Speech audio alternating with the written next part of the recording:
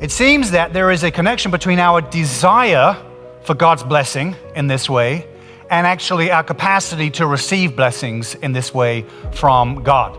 The idea that blessing comes based on the measure of our anticipation and our desire for it is seen in the Old Testament in the famous story of the vessels with the pouring of the oil, if you're familiar with this. The idea that the oil keeps miraculously pouring as long as you have vessels to fill up. As soon as you run out of vessels, well, the oil stops pouring.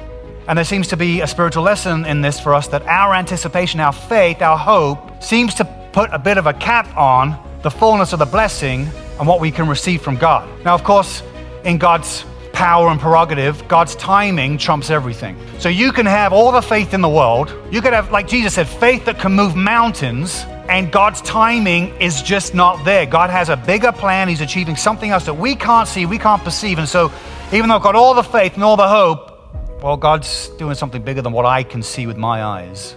And so I trust in his timing. And mature faith is to see God work through the healing and through the suffering.